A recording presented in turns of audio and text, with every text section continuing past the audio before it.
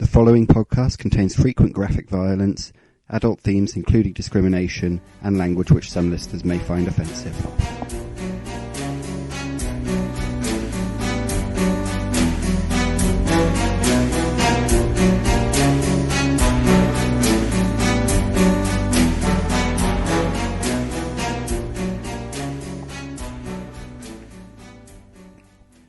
Ave Imperator, and welcome back to Doomsayers. This will be the second episode of our Warhammer Fantasy Roleplay 4th edition playthrough of the Enemy Within campaign. Unfortunately, last week we did experience a few recording issues which have resulted in us losing about a quarter of an hour of audio content, but I will provide a quick recap. The party managed to talk themselves out of any issues with the road wardens, although Nornghal was swindled into paying a bribe to one of them, which Ebenezer himself ended up paying and is never going to give up talking about it. In the meantime, the party made their way to the following coaching inn, at which point we will resume. From now on, this will be live play, and my apologies once again. The Lady Isolde and her entourage leave and appear to make arrangements with another bunch of coachmen. Your coachmen go and sit in the corner. Philippe leaves the little group and starts going around hustling at cards. And Ernst sits down with his book. Sorry? I said that, and he can stay there, they're miserable. All right.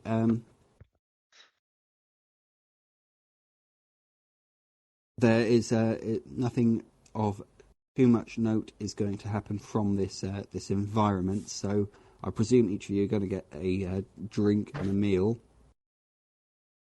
But yeah. Is there a bird in this one? No. Sad. There are several birds. Okay. So, yeah, carry on. I think I talk to Seraphina in an aside. Okay, go for it. Okay, so the road wardens, like they said, they're going to report the dead and all that. Unfortunately, I don't think we cut up your man's face, did we? So he might get reported as being the real Alpha Romeo. So we got to get buffing it absolutely as quickly as we can down to Bergenhofen. And I know you wanted to get your the piece of paper that says you're good at Apothecary, but I mean, with this much at stake, you could buy get 6 Apothecary papers or something. You'd be like, I don't know if that makes you a better Apothecary, but you get more of them or something. I do, but I still need an Apothecary license to have one, so that ain't going to work. You still need to go there. Is there a timer on you getting one? Well, they know I'm on my way. All I got to do when I go there is go to the guild and go and pick it up to university. So if we took if we just sort of got to Altdorf, kept our heads down, and took a 2-day delay over to Bergenhofen and got this all squared away and get old Uncle, whatever his fucking name's, money, and maybe then scurry you back to Altdorf, that'd be right? I know, I need to go and do some business there, you know. I know we got this jaunt to go on, but I still have got to go to Altdorf, I think. Jaunt? How many fucking gold coins does it cost to get you out of being an apothecary? I'm sure it's great fun, mashing up herbs and smearing on dying cunts, alright? But this is a lot of money. This is more than you'll ever make than Apothecary. More than I'll ever make doing anything.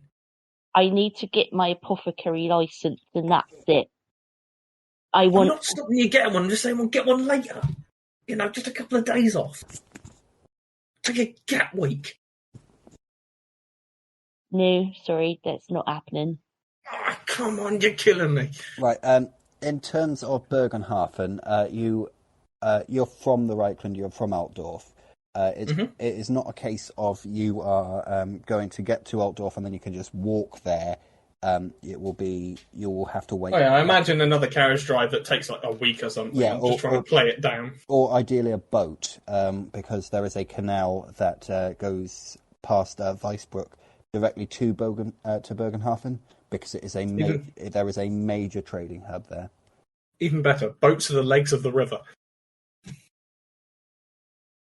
Okay, at this point, the coachmen have ordered themselves some drinks. Mm-hmm. Holst looks into his purse and then looks up at Gunnar, looks into his purse again, looks up at Gunnar, looks over at you, looks back to Gunnar, looks down at his purse again, stands up and comes striding over to the table. He's, right, you motherfuckers, which one of you has been picking our pockets? Looking at each of you dead in the eye, but particularly the halfling. Oh, God. And since he's bigger than you and acting aggressively, you're going to be subject to fear now, Seraphina. Fabulous. Is he being small person racist? Well, halflings have a reputation for being thieves and swindlers, which Seraphina has done nothing whatsoever to shake so far. I see. Oh, my God. Look, just embrace it. Join Ebenezer on the thief and swindler train. You can change your career. Change career. We can both be charlatans. You could be a witch. That's basically an apothecary. It's average call for fear. I don't know why you're blaming me for stealing your money. I ain't got none. I've got 22 pennies. Did you succeed? Yeah. What am I rolling? Sorry, George. Average call.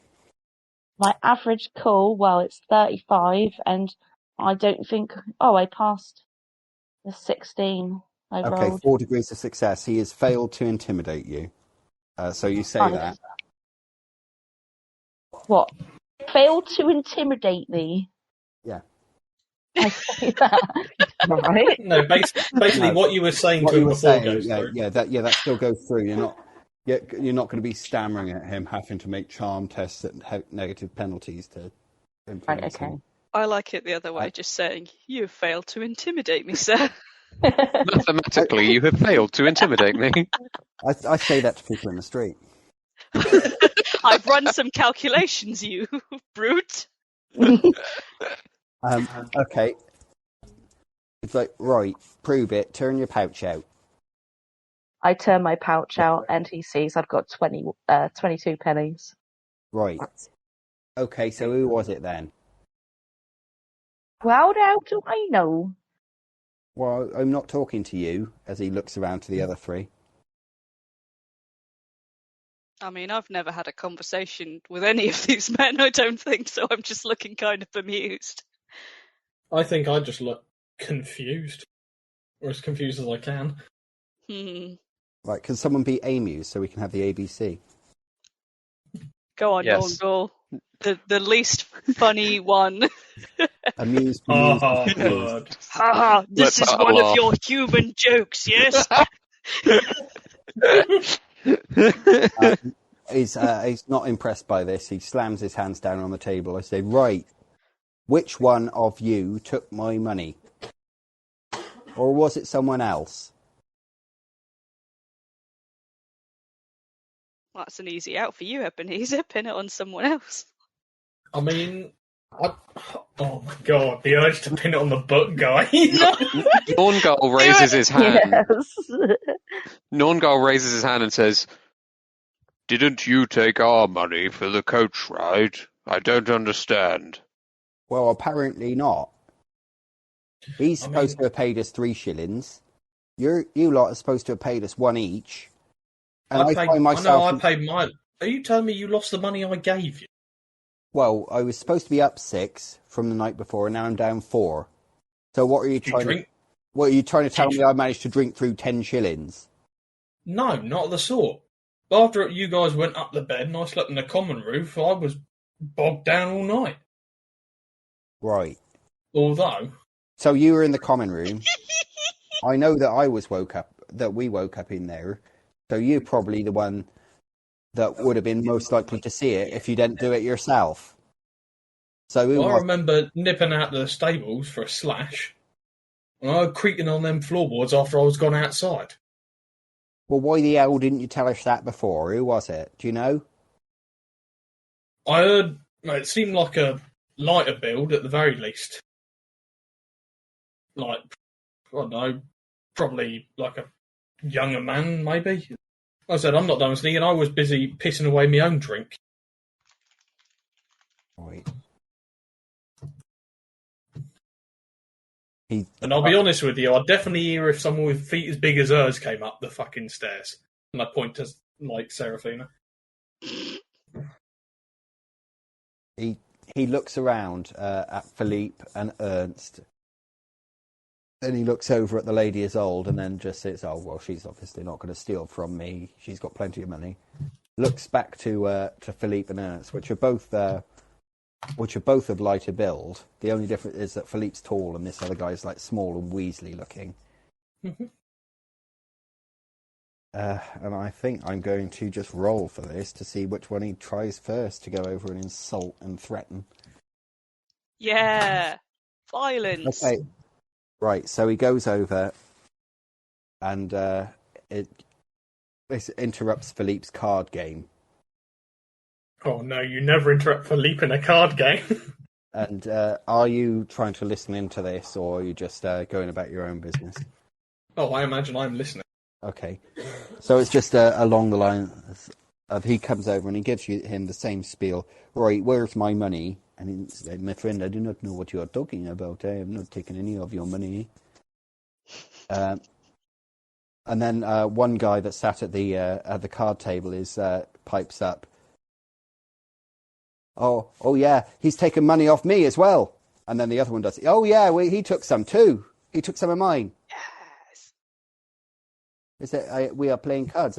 What do you mean I'm taking your money? This is how the game works. No, he's cheating. He must be. Why is he winning all the time? Are you going to intervene, or are you just going to let this escalate? Fucking no! Get his ass. I'm not putting myself anywhere where I can be implicated in anything. If they want to lynch the Bretonian, then that's fine. Okay, He took my money as well. Right, are you watching this, or are you just like listening to it while pretending not to look?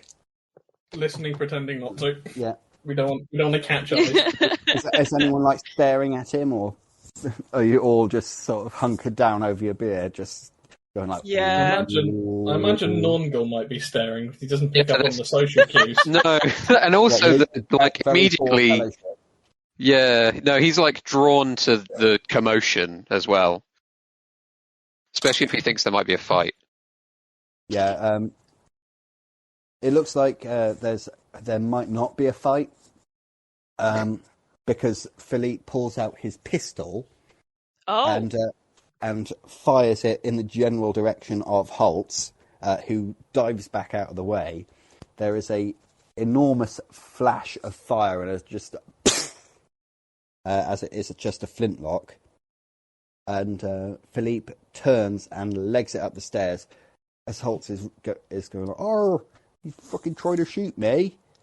And just diving out of the way. Philippe's running up the stairs. Everyone else is screaming, running around, panicking. The shot doesn't seem to have hit anything, bar perhaps the opposite wall. But this is not a normal thing to happen in a pub. No. Yeah, I think down for cover immediately. Yeah. Take a look. Okay. Anyone else doing anything? I mean, just kind of stunned for a moment, I would imagine. Yeah. I'm hiding. What, under the table? Or Yeah, me and Seraphina are under the fucking table. The little ones. Nornghal? On the chandelier. Like a Tom and Jerry cartoon. Chandelier. You're lucky to have a candle stuck to the wall. And if there was, he'd never reach it anyway. Yeah. Yeah. What are you doing? Oh, Nornghal's not afraid of this. You kidding? This is his shit. Okay. Nornghal's up on his feet, looking around to see if anybody's like. I think I can out-punch a gun. Well, it's only got one shot in it, hasn't it? After this, he's going to have to spend about half an hour reloading it because it's a flintlock. Yeah. Please. 3 to 5 business days. Yeah. He's going to post you a bullet. Yeah, Nornghal just like just gets up, like kicks the seat out from under him, and just goes, "Who wants some?" Okay. At no one in particular. Right. The screaming, afraid civilians. Yeah. Could you roll an intimidate, please? Then. Absolutely. Right. Oh my god! Everyone else in the bar is going to oppose this with their collective cool. Well, we'll see how that goes, considering I just rolled 86 with a skill of 45. Oh, baby. Okay, well, I've got a 91, and a crowd's collective cool is typically considered to be 35. So you actually do this with 1 degree of success. Yes! Nice. Everyone starts screaming and running away. Well, it's not everyone. About half the bar starts screaming and milling around all over the place. The tougher-looking people start picking up chairs and bottles and things like this and hitting people at random. Then, at this point, the road wardens come charging down the stairs with their swords and start hitting anyone that gets in the way with the flats of the blades. Oh, you've just made everything so much worse. Seeing this, he's not that stupid to get involved when like the Rozzers are coming. How did you get involved? You caused it. I don't know. So he's just gonna stand there with his hands on his hips, probably on a table at this point, and just. I think you've just made everything worse as Nornghal Varrskrati's catchphrase. He's just gonna stand on the table and just let out a big belly laugh at And the that doesn't make you commotion. look more guilty. Meh. I'm not fighting anyone. I'm just going to look at them all getting slapped about and go. Okay, so Ebenezer and Seraphina are now hiding under the table. Mm-hmm. Stör, what are you doing as the dwarf clambers up onto the rickety table and starts bellowing with laughter after having incited a brawl? No, I'm very much still where I am. Right, you're sat in a chair while there's a mass brawl kicking. No, I'm still standing. Okay. So the boss of the road wardens is coming through. Make way there! Order! What's going on? Hitting people at random with the flat of his sword. You hear. Actually, make a perception test, everyone, and this is based off hearing in the chaos with broken bottles and the. And chairs smashing over people's backs. Not a chance. No, not even a little bit. My ears are full of wax Wait, where's today. hearing? It's based on. Oh, it's based on perception. Sorry. Yeah, In that, I mean, I've rolled an 84. I'm just checking how bad of a failure that is. Well, you're not going to go from it. It's Yeah, a simple 84 test. out of 34. So that's. Yeah, typically Many. out of combat, it'll be a simple test. I'll only want to know if you pass or fail. Okay. Bear in mind, everyone, that this is at average since you're not in combat, so you get an effective plus 20. You are not yourselves in combat. Still completely fucked it. Yeah, I've not. It's not good for me. You don't hear. You do hear a noise coming from outside, which sounds like a horse's hooves galloping. But it very rapidly fades away. The road wardens brutally put down this brawl after a surprisingly short amount of time. And the chief just bellows across the bar. Right, who started it? And about half of the people in the room point directly to Nornghal. Nornghal points up the stairs and says, "Him with the gun!" What? Who's got a gun? The fancy man with the cards. Oh, him. Does that trigger recognition with everyone else in the bar who got cheated? Yeah, Yeah, it was definitely him. He shot off a gun. Like, right, well, where is he now? Nornghal is just still pointing up the stairs. Okay, he jerks his head, and a couple of them go running up the stairs, and a couple of seconds later you hear, windows open, sir. Right. So we have a guy who comes in here, fires off a gun for no reason, incites a brawl, then runs up the stairs and jumps out the window. Is that what you're trying to tell me? I mean, when you put it like that... You think one of the guys who accused him of cheating would pipe in and say he was cheating and, be like, he's trying to get away and get away with our money. Ebenezer would say something. Ebenezer's not saying shit. He's not implicated in any of that. What about the card man? Not the card man, the coach man. Is he still here? He's on the floor now after having been punched in the nose by what looks like a farm labourer. Well, I'm gonna point at him and say, "Oh, he was talking to him. He'll vouch for us." Oh, yeah, he stole money from me and all. All right, we'll have to catch this guy. Right, spread out.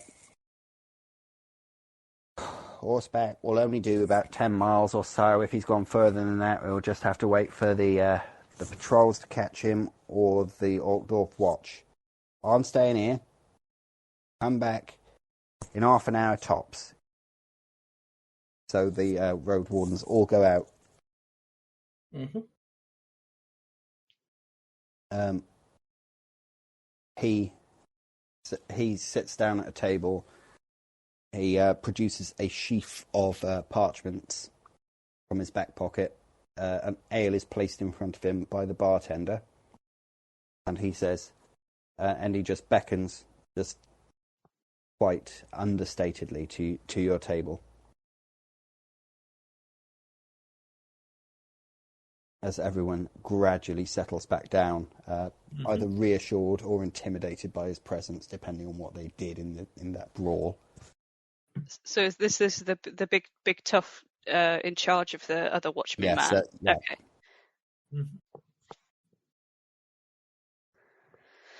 Okay. Well, I have nothing to hide and nothing to fear. I just get back to life as normal. He's beckoning out to the four of you. It's statement time. Oh boy. I didn't do anything, but okay. Walk over there. Okay. What happens in coaching is not really my concern, okay? I'm just more concerned that someone might escape as a criminal, which is what it looks like he's done on the roads. That's my remit, okay? But I can't be having you starting fights in a coaching inn while I'm in it. Looks bad. Anyway, here's your statements. I've written them out. You want to just check them over, make sure there ain't nothing wrong with them, and then put your mark to it. He produces a stick of charcoal and hands it to whoever accepts it. I'll take it. As I am very good and law-abiding, I stare blankly at the document, nervously look up and down for a second, and then draw a vaguely fish-shaped oval at the bottom of the paper. Hand the charcoal back. Seraphina, you're the only one that can read it. It doesn't seem to say anything. He's handed us a blank piece of paper. Yeah, no, it doesn't say. It doesn't seem to say anything vastly different than what you said. It might differ slightly in the details, but the spirit of it's there. Yeah, that's fine. I'll sign it. Okay, you use actual words. Anyone refusing to sign it or pull in some sort of scheme? Nope. No? I mean, that question was addressed to you, wasn't it? Really? Why would I scheme this? It's in my best interest to let this play out. You've been scheming the whole time. Yeah, but when other people are doing actual guilty things, the best thing you can do is just go with it, and not implicate and yourself not in embezzle new and things. say, well, actually, Philippe made off with 100 of my finest silver shillings, as well as starting a fight. Yeah. Yeah, but that's not his. Like You said, that's not his concern because the crime was committed in the inn, and he just deals with crimes on the roads. If there's a fugitive for justice on the road, he wants to track it down. Otherwise, he don't care. About your insurance Best fraud. way in the inn, then, Ebenezer. Yes. I just put Alfa Romeo's mark on that. What's this mark going to be? Are you going to try to make this look Tillian, or? I imagine I make it look like the mark at the bottom of the paper I saw.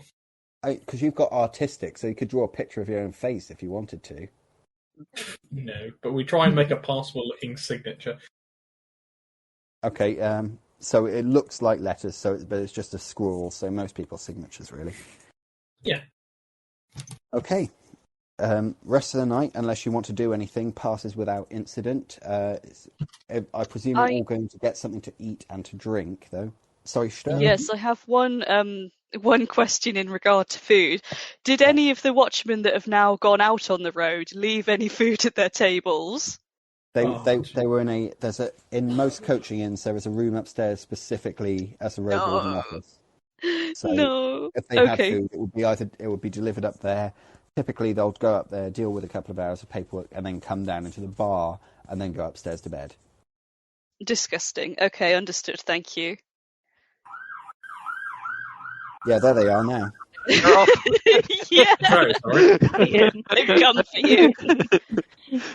They don't have sirens, it's just one guy on a horse who's really loud. Yeah, just screaming. Someone's been very naughty nearby. Bringing a bird around in a circle. It's like a bird on a rope. Woo, woo, woo. It's like grabbed a herring by the legs. Yeah. It's a shame if they get too close to a low-hanging tree branch and it just stops.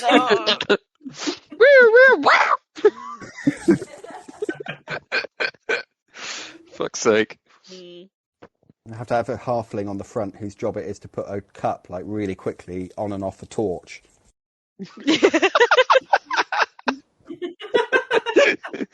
No, they have a red glass and a blue glass. They have to swap over rapidly.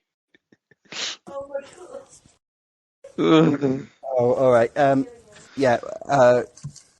So you're all going to get something to eat and at least one drink, I would presume, as I've said. Unless you don't want to, it's going to be 6 pennies for the food and 3 pennies for the drink. The food choices at this inn are not so extensive. You basically get stew and bread, or you get nothing. Hell yeah.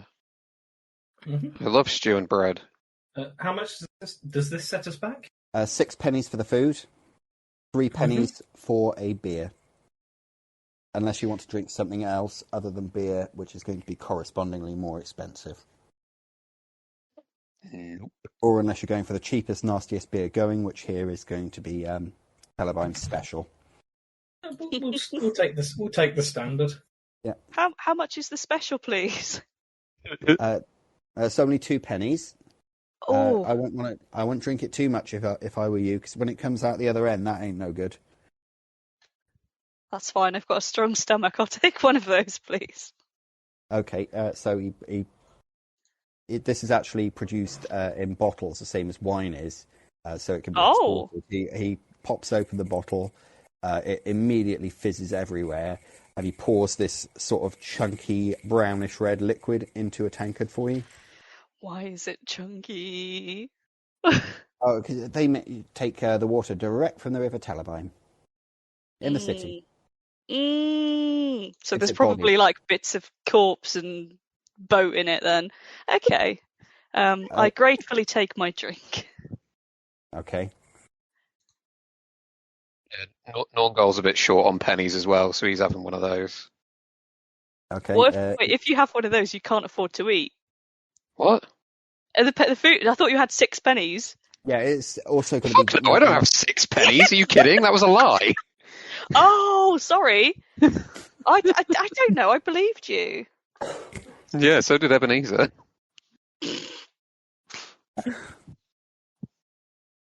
So, if you want a bed for the night here, it's going to be the same. 10 shillings for a private room, which can sleep up to 4, if anyone wants to shell out for that. 10 pennies to sleep in the common room, or 5 pennies more with a bed. They're not allowing people to sleep in the bar tonight, which is because the floor is now covered in broken glass and furniture. So if you are not going to stump up for that, they will allow you to sleep within the confines, but you are going to have to sleep outside or in one of the outbuildings. Most of the people here, you observe when it gets to closing time, are actually leaving. So they probably living in villages nearby, and this is just their local inn. Outbuilding it is. And you said the common room was 5 copper or 5 pennies. 10 pennies, 5. Oh, sorry about that. 10 pennies, 5 more if you want to sleep in a bed. Otherwise, you could sleep on the floor. 10 pennies just for a fucking floor. Or with no glass on it. Well, I'll pay the 10 pennies. Premium floor. I don't have to sleep like a peasant anymore. I'll be rich. I've only got 10 pennies left after dinner. So you're getting a bed, are you, or are you sleeping on the luxury floor? The luxury floor. Luxury floor. Luxury floor. We're not. We're counting chickens, but we haven't got the farm yet. Okay. It's not gonna make too much difference the following day. So just deduct whatever you are going to spend on accommodation. The following day, the coachmen are just as hungover as they were the day before. But seem to be a little bit more with it. It's probably best that they're not drinking that turnip-flavoured stuff as they come staggering out, and they actually load the coach with luggage. Ernst is still there. Philippe is nowhere to be seen. You see Lady Isolde and her entourage arguing with the coachman that they engaged last night. It appears that one of the horses for their coach has been stolen. I wonder who's taken that. And they are never going to get to Altdorf at this rate. Ernst is with you. Philippe is gone. Lady Isolde and her bunch are gone. So should you wish it, because no one else is riding with you, you can all get inside. Holtz is profusely apologetic about the previous night, wholeheartedly believing that Philippe stole his money. He has also got a sort of new moustache that now matches Gunnar's, but it is just encrusted blood on his top lip. Yeah, I guess I tell him no, don't worry about it. You know, bygones be bygones. How are we to know that Bretonian was a thief and all that sort of stuff? They're supposed to, they're supposed to be, honourable what's-its, worshipping that lady of theirs or whatever. Yeah. Well, don't mind Holtz, says Gunnar. He's a bit of a hothead, but he don't mean no harm. So as I tell you what, you can all get inside. No extra charge. Yeah. Nice. I'm just wondering. So that lady over there, the Bretonian, seems like the Bretonian's made off with her horse. You think? Well, Gunnar, maybe the three of us, if we can word it to her, stand and make you some of that money that Bretonian made off with. Get her back in a carriage and on the way to Altdorf like she wants to be, you know?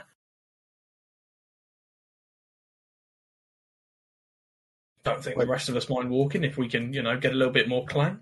Oh, well, if she'd wanted to go to Altdorf, she would have stayed in the carriage with us. She must be going to Delber's or something like that.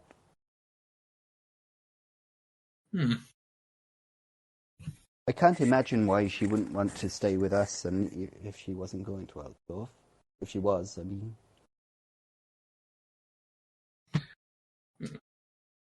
Well, just give us a few minutes and I'll put my feelers out, see what's what.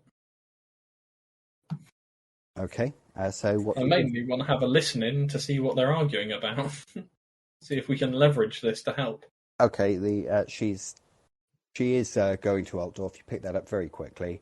Mm-hmm. Is not talking herself, but is conducting the conversation through her bodyguard and her servant, telling them what to tell the coachman. Tell these peasants that this is absolutely unacceptable. What are we going to do? I need to get to Altdorf. It will take us 2 days to get there with one coach. How am I supposed to get anywhere? I don't care if their horse has been stolen. They must be able to source one from somewhere. And this is perhaps, my lady, I say, addressing the servant. That You're addressing the servant. Yep. Perhaps an arrangement can be made where you and your retinue can take the interior of our carriage on the way to Altdorf. We wouldn't want a lady of your standing to stand like some common drudge. It's unbefitting of your status. Perhaps you would prefer to take a ride in our carriage. Lady Isolde, this gentleman has kindly offered to allow you to take the interior of his coach. And she looks over. She looks. It looks like she's her icy demeanour has melted a little bit. And Yana, please thank the commoner. Marie, please extract a refund from these hooligans. So the little mousy one gratefully accepts on her employer's behalf, as the enormous bodyguard one. Mm-hmm.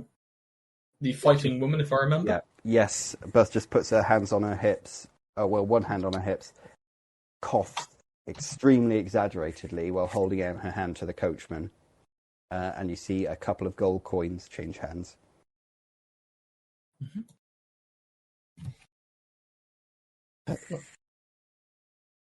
Right this way, Lady von Strudeldorf, I say with a bow and a gesture. I say to her servant with a bow and a gesture to the carriage.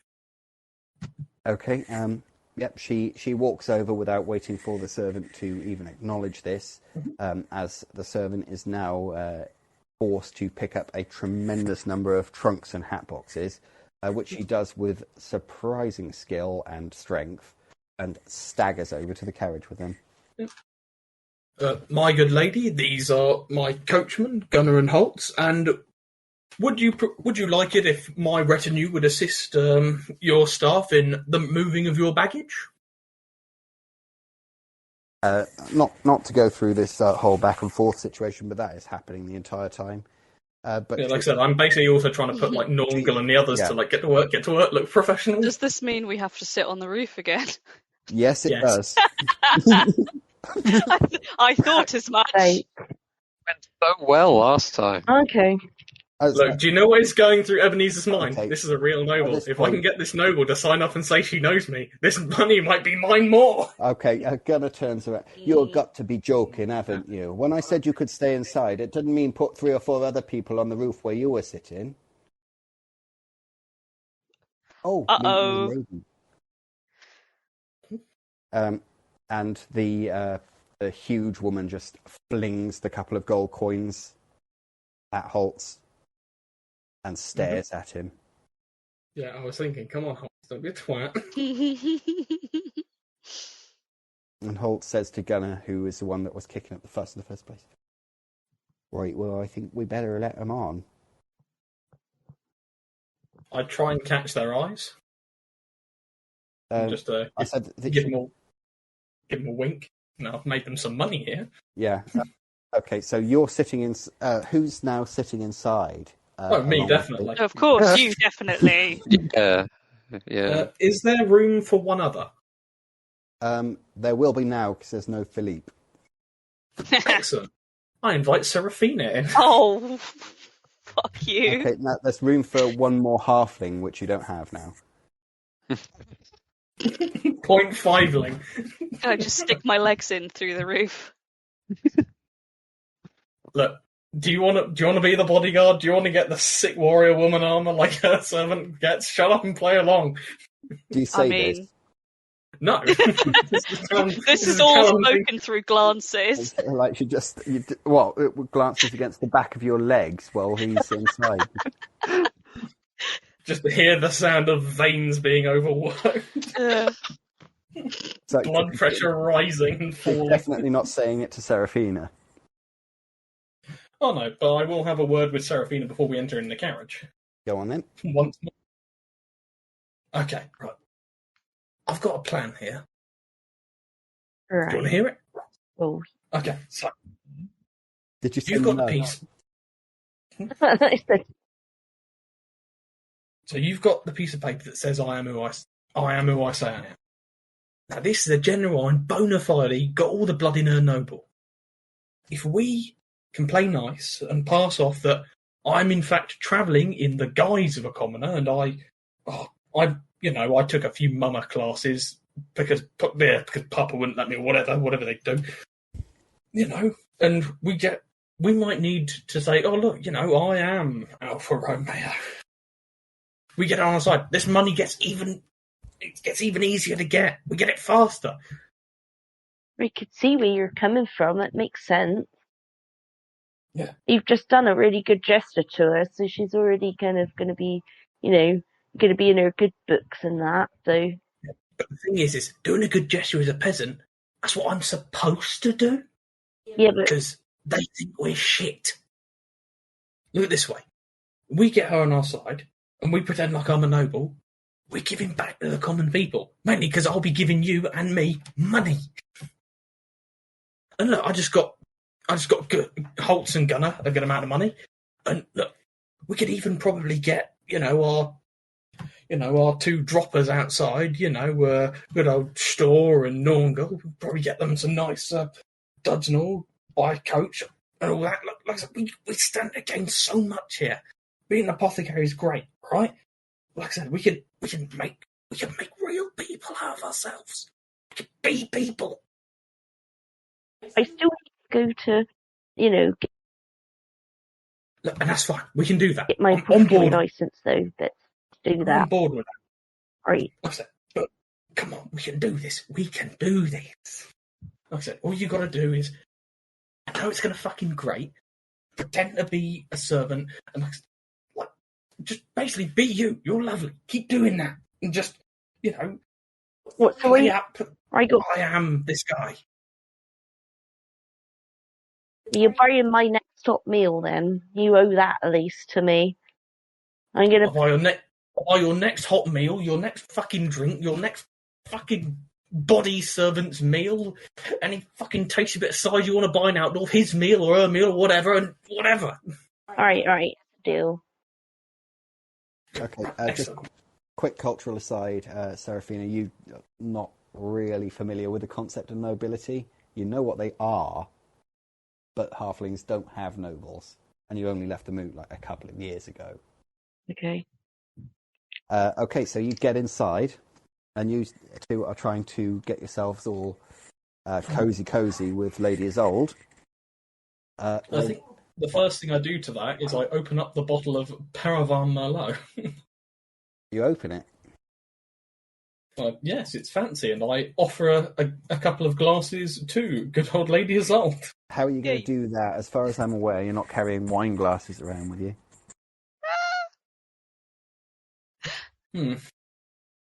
This is how we drink it made up wherever I'm from. Oh wait, no, the place isn't made up. You're just made up. Yeah. I think I'll say, like I said, I'm trying to play off being common. I think I just offer her my tin cup and basically get across how it's terribly drab and I wish I had glasses, but this is the price we pay to get by quietly. She actually addresses you directly at this point. Not at this point in the morning, thank you. Perhaps at noon. That's absolutely fine. I hear these are better when they've been allowed to breathe for a few hours anyway. Exactly. Okay, and so you two are sat inside as the Gunner and Holtz whip the horses up to a decent trot at this rate, this time round. while the other two are sat on the roof, getting covered in rain for the third day in a row. Mm-hmm. Okay. Craig. Okay, so inside the coach, these two are trying to get cozy with the nobles, just so that we're not playing out every single exchange. How is this going? What are you trying to do? You're trying to ingratiate by offering wine and pretending to be a noble travelling under the guise of a commoner. Mm-hmm. Seraphina, what are you doing? Who's in the carriage? There's a noble woman. Let's see. Her servant, Her servant. her bodyguard, and Ernst and Ebenezer. I'm gonna talk to Ernst again, and I'm gonna get very excited. Well, I'm gonna roleplay it. Okay. Do I know him by name? I think you know that his name's Ernst. Yeah. Like, ooh, Ernst, we're gonna go to Outdorf, and I'm gonna get my apothecary license. I can't wait. Well done. You said you were going there for studying at the university, weren't you? Yeah. How's your book going? Well, I've read it a few times before. I know what's going to happen at the end. What happens at the end? Author's benediction. Aren't you excited? Yes, tremendously. What's your favourite potion that you like making then? Well, I don't make potions. I'm training to be. You're physician, that's right. Yeah, but surely you need to know how to make some potions. No, that's what we need apothecaries for. Oh, you'd be me then, I imagine. Right. Okay. So it's just a conversation like this, him being tolerant but extremely disengaged, while Seraphina. I thought you asked us to roll something. No, I asked you to roll something. I asked you to make an entertain acting, but this is going to be a -20 penalty because of Seraphina's antics. 14 Out of, and my entertainer's 32. okay. I love you, yellow dice. I love you so and much. it's a -20. Marginal failure. That's still good. Yeah, better than you expected. Okay, Yeah. In fact, you said we get fortune points. You do, yes. Yeah. Can I spend mine to do well? You spend one to re-roll the test, or if you've already passed it, you can spend one to gain a success level. I would like to gain a success level. You can't, because you didn't pass. You'll have to re-roll. Curse is foiled. But I have to take the re-roll if I roll it, right? Well, you can spend another fortune point or another one until you've run out, and once that's happened, if you desperately need to succeed, you can beseech the dark gods. A marginal failure is fine. Okay, she is less than impressed by the behaviour of your supposed servant, but she makes polite small talk with you, although a bit distant. She's going to see I assume I'm just like gritted teeth, just occasionally out of the corner of my eye, staring daggers at Seraphina, occasionally just kicking her in the ankles. Well, that's going to be difficult to do because her ankles don't reach the floor of the carriage. Yeah, I imagine. I try and figure out what do I do? I can't nudge her at all. But... Yeah, she's telling you that she's going to meet some very, very important relatives in Altdorf for a few months and then head off to the Middenheim Carnival. Because she needs to make an appearance there for appearance's sake, she says. Apart from that, you don't get much out of her. Throughout the entire journey, the servant girl is looking at her knees, and the bodyguard woman is just staring daggers at the pair of you. I bet you wish you had somebody else in the carriage now. Yeah, she has. Fucking no. She has her enormously thick arms just crossed over her chest. Well, I guess as the carriage ride goes through, we generally pour wine. Yep. Just get along. Basically, gripe at how pretending to be one of the underclass is fucking grim. They smell and have to put up with things I'm not accustomed to.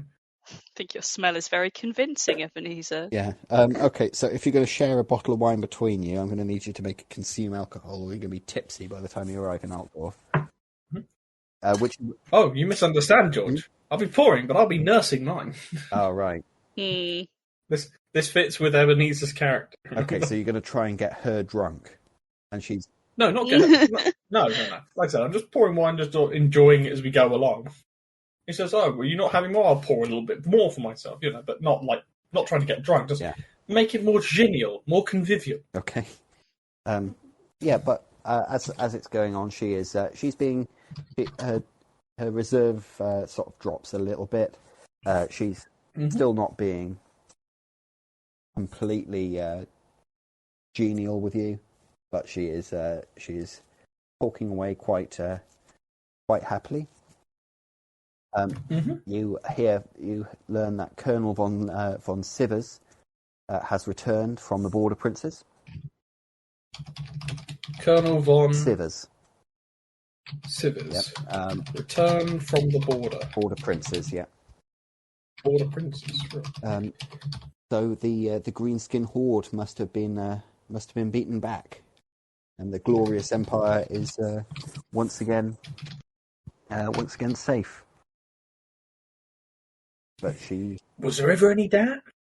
Not at all. She gives a smile that doesn't quite reach her eyes. As you're travelling along, the trees very, very gradually thin out, and then you start to see small villages and farmsteads. And then the trees have completely gone away, and the coach is negotiating this huge marshland. Those of you from the Reichland will know that this is the Altdorf Flats. It surrounds the capital. The land then gently rises to a patchwork of fields, farmlands, and small villages. And before too long, just in the horizon, you can see the white walls of Altdorf, which are, white, kind of. Once whitewashed, but now a bit dingy, stretching off far into the distance on either side. Has anyone here not been to Altdorf before?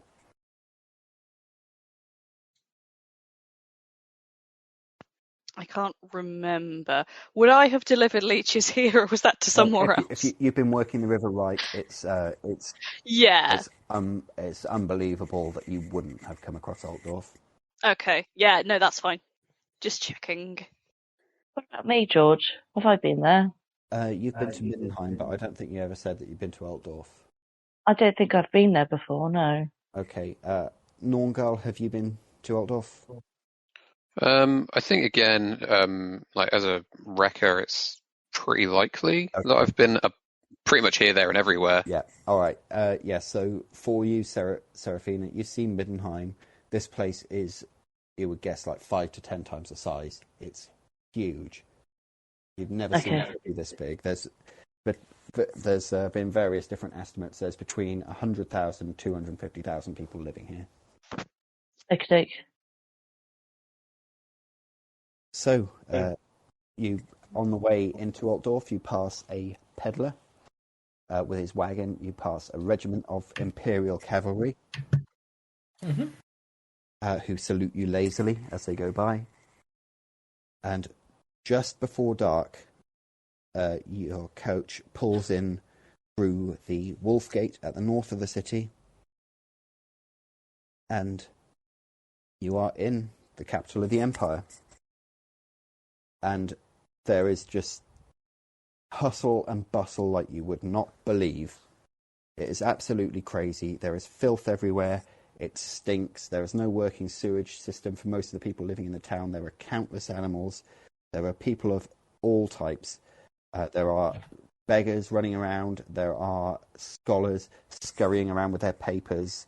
All of them look like they're in important tasks that they can't put off. The burghers are sprinting about, doing deals in like seconds. People are buying things from hawkers and from shops, going from shop to shop, looking for the best deal possibly. The stray dogs are even agitated. They are barking at each other, teeth bared, slavering. Buildings are being refurbished or repainted. Other ones are falling apart. Town criers are walking up and down the street. One of them is shouting that a philanthropist has been found guilty of corruption and jailed. Another one says that a penniless street urchin was found to be the heir to the Rickard Gulner estates. And there are scores of agitators standing on street corners, distributing pamphlets and standing on soapboxes, clamouring for a new order, desperate for the capital to be different. Altdorf is enormous. And as you're clattering through the streets with the coachmen bellowing at other coachmen to get out of the way and lashing their whips at all and sundry, you are rolling slowly through the streets until you reach the Königplatz in the centre of the city. And when you do, there is this just influx of sort of shabby genteel people converging on the coach all at once. Best inn in the city, Gav. All at very reasonable prices. Best possible entertainment. Stay at the Cat and Fiddle. Finest music, best beds. Angelino's got the best grub in town. And they're grabbing at pieces of luggage on the coach to try to sort of drag them towards whatever inn that they're going towards, that they are working for.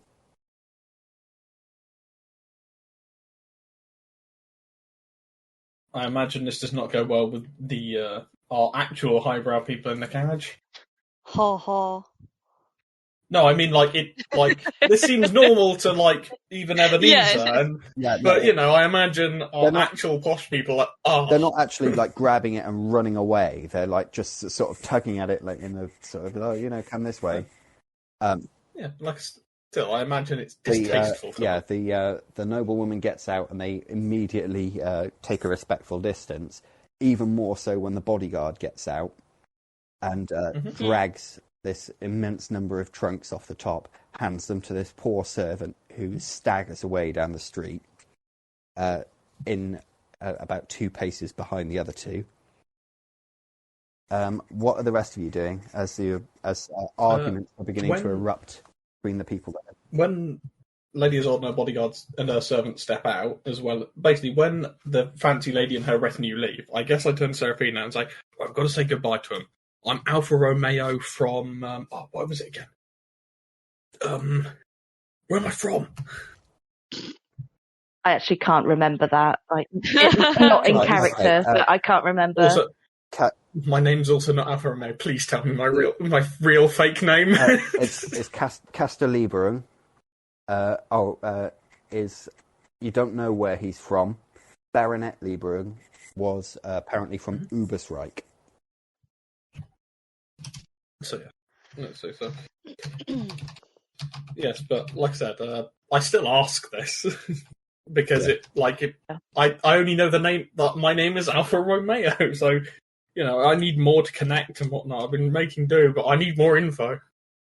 I guess I would know that the Ubersreich connection. I'll just say that. What connection's this? My dad's from Ubersreich. Yeah. Was that not in the note? No, this is a distant relative of Castellibrung, was Baronet Liebrung. Oh, so we don't know that then? Well, it said that in the letter. You don't know where Castellibrung is from. Yeah. Well, I just make the assumption and I'll just say that.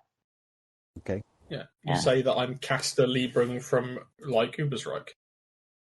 Or do you still call me Alfa Romeo? Obviously. Yeah. I'll call you Alfa Romeo. Would Seraphina Honeycake really, really risk throwing this away? She just wants her apothecary license. Halflings have use for money. They can use it. Apothecaries can make use of money. It can be exchanged for herbs and poultices. Explain how. Come on. Don't kill me. What are you saying?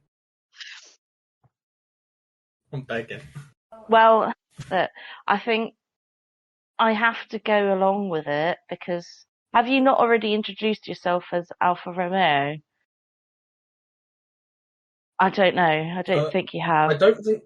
No, not to her. Like, she knows I'm travelling in secret. But, you know, like I said, I imagine my guy's like, cool, I'm going to tell that I'm Alfa Romeo, but where am I from? So, you know, just to say goodbye and get a good friend. Well, get someone who's not on the payroll and say, oh, yes, this person's who he says he is. I'm posh. I'm having to rethink my things here, but do I don't know. I'm going to do a roll of the dice for my own sanity, so if it's under 50, I go with 1. Right. Over. Right, I'm sticking with your Alfa Romeo. Sorry. Jesus Christ. Right. Okay, Alfa Romeo. Yeah. I guess I step out and I give a respectful bow to Lady Isolde. Yep. She nods in response. It has been a pleasure travelling with you, Lady Von Strudeldorf, and as a gift to you, I would like to give you the rest of this bottle of Perrovan Merlot. Just giving her an open bottle of red wine. Well, it's a open fancy bottle. It's already fancy, open. yeah. So. Okay, she says, very much appreciated, and balances it upon one of the many suitcases that this servant is having to carry. Mm-hmm. It's a real throng gathering around you now as all these people come charging in. The Street of the 100 Taverns comes off the Königsplatz, and it goes all the way down to the dock. So every board in town representing all these inns is converging up there to grab people off every coach that comes in. Where are you going? What are you doing? Yes. Is it still raining? It's splitting, yeah. Oh, good. Okay.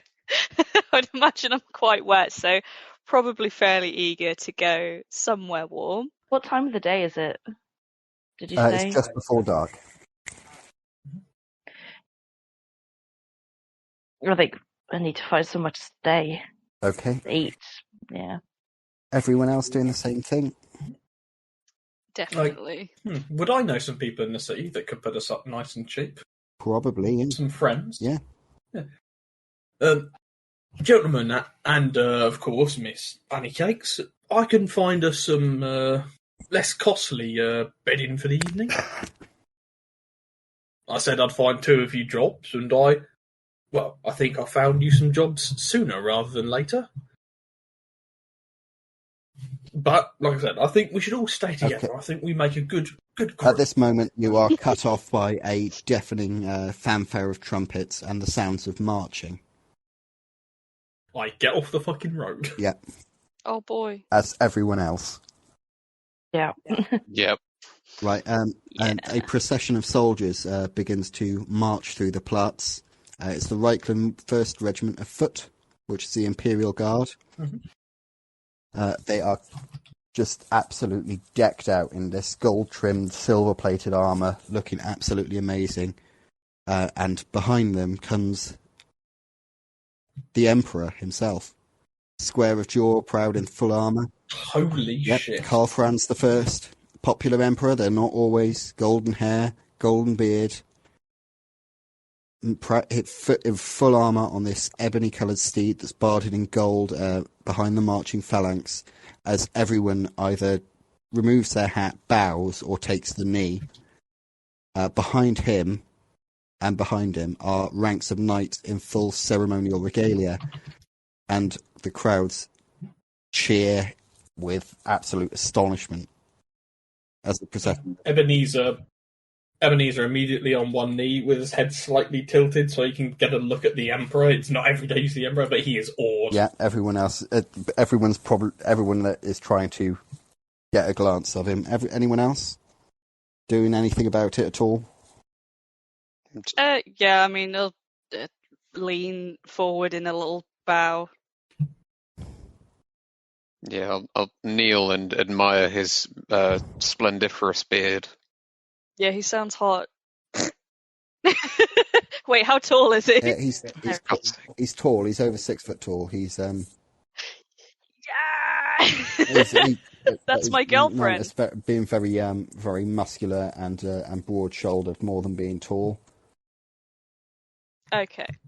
Still, He's that's also my known as girlfriend. a badass. This is a guy that goes into battle on a griffin. Sorry, I was just laughing at the picture. So the procession proceeds across the plats and marches off down the street, with followed by a whole band of trumpeters who continue to play fanfare. Well, if I didn't take that as a fucking divine omen, then I must be Sigmar damn blind. Okay, listen now. Nornghal, Seraphina, Stör. Yes. Like I said, Nornghal and Stör have jobs lined up for you, and they might not even be fucking hard jobs, all right? Right, Ernst. See Ernst now going, "Hey, hey," and starting to walk, beginning to run down the street. As someone is running away, clutching what you recognise as his bag. Stop! Oh, Stop! no. There's the circle of life and Altdorf. I need that. Oh. I think I feel a bit sorry for him because I know there's books in it. And he likes his book. I mean, it's the only They're thing he very cares about, expensive. isn't it? Yeah. It's fine. I'm sure Ebenezer will come across it sooner or later. It's just how the ecosystem works.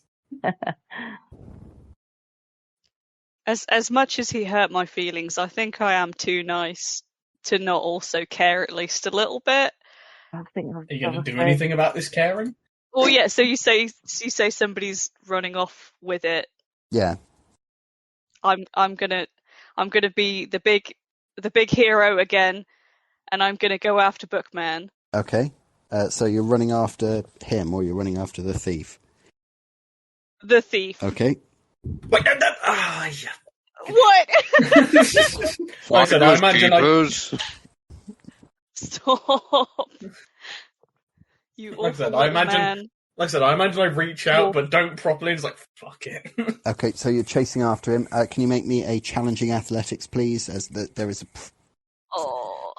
I've almost put points into athletics. The throng is pressing around you. The thief is dodging between them with remarkable agility.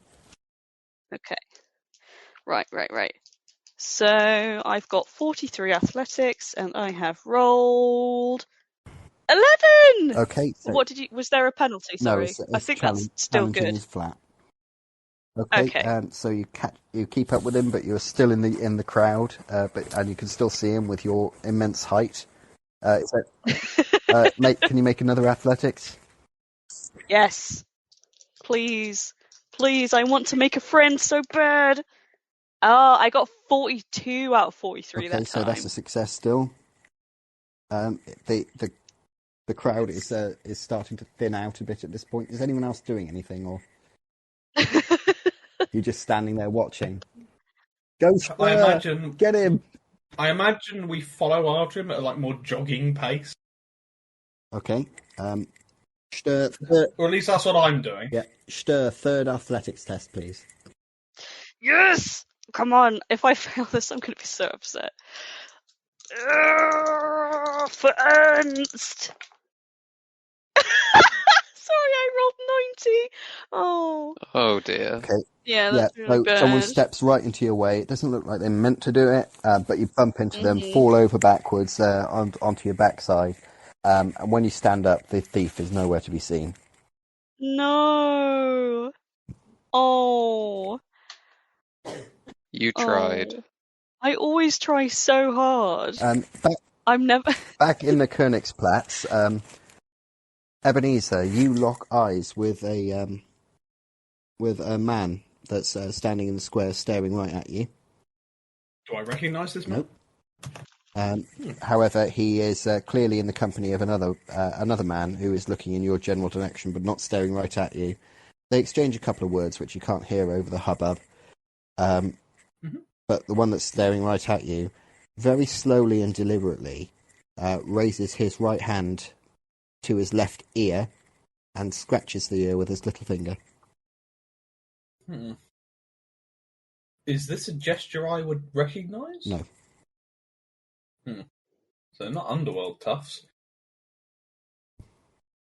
I look a little bit... Like I said, the guy's doing... Nornghal? Yes? Could you do me a favour, buddy? Could you walk with me for a bit while we catch up with Stör? I don't see why not. Excellent. Good man. Looking around very nervously. Okay. Don't like people staring. Yeah, as you're looking, he's still staring at you, and when he notices you looking around, he does it again in a very pronounced fashion. Sounds like the old lady that lives opposite me and Steve. Right. Sorry. Actually, Nornghal, how brave do you feel? Yardrung. I'm incredibly brave, always. Excellent. Let's go have a word with a certain gentleman. And I gesture for us to go over to the man who's staring. Okay. Oh, I'm not much for words. Yeah, as you Don't worry. gesture, You leave the word part. as you gesture over to him, they grin at each other, and he does it again, just even more pronounced at this point. You see what he's doing? Looks as if he's got a rash. Yeah, they look confused now, as you're not doing anything. I scratch my ear back, like as I'm walking up to him. As you're walking towards him, both of them, their expressions change from confusion to relief, and they walk across the square from where you were standing, just a bit further, and there's a house there, and there's a short, stocky man standing by the door.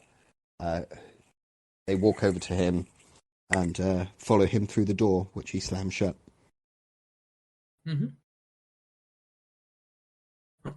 I go up to the stocky man. He's gone through the door with him.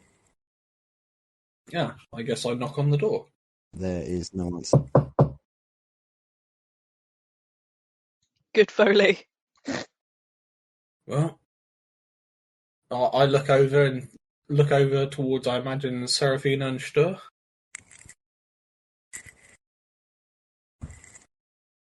You looking at? We're gonna go up. Well, I'm gonna go over and see what you're doing because it looks a bit random to me. Okay. There's still this massive crush of people as you're coming together, but you do meet each other. Someone is just... Well, I think they've either signalled me or they signalled someone once they saw me, and they've come in here. I have a feeling I'm supposed to follow them. And I like, knives outside of me. So I thought, get some friends with me. Norn's a big, strong lad. So Stör. I kind of make and nudge you to one side, though. Look, they might be related to this Alfa Romeo thing. But you don't know who this Alfa Romeo guy is. You need. Yeah, but they might, and if they know, maybe I can find out more. But you don't know what he's done, and you gotta be really, really careful here. He got killed by fucking mutants. He can't be that bad. Mutants. I've heard mutants don't kill the wrong uns. They let them live or turn them into other beasts, into other mutants by biting them or something. I just don't know. I got a funny feeling about this, but. Well, so do I. I'll be honest, I'm not a big fan, but like I said, we still make so much from this. And I just walk in. It's locked. Okay. Ah, sod. Thunk. Bonk. Yeah. Huh. That doesn't bode well. They recognise me. Obviously, I didn't catch a signal or something. Alright, well, let's get out of here. Something feels dodgy. Yeah, let's see what Stör's up to. I mean, just standing looking defeated and bewildered in the middle of a crowd. I walk over to Stör. Yeah, okay. With the others, I imagine. As you're doing it, you hear Waddle along. a loud voice from from coming out of the crowd. Stör, Stör! And you turn at the sound of this name, and you see a large, burly man with long grey hair and a huge, bristly beard and a large stomach walking towards you. Yeah. Is that my uncle? It's your uncle, yeah. It's Uncle Joseph. Ah, that's good because I've forgotten his name. Uncle Joseph, I exclaim, and muscle towards him also. Yeah, he's doing the same thing as people bounce off him.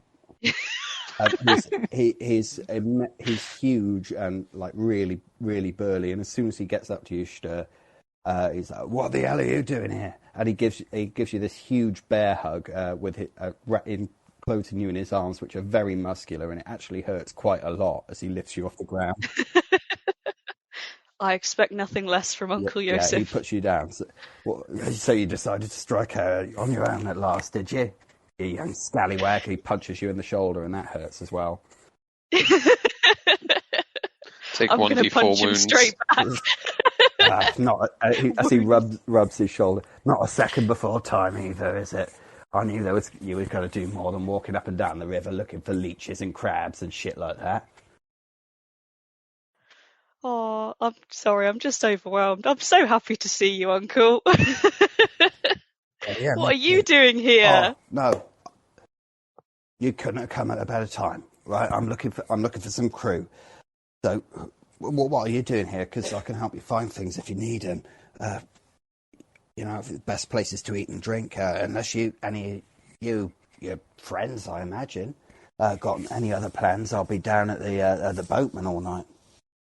Please, in the name, every time I'm knocked off, I have to come down there at least once. Best beer north of the Reich, I says.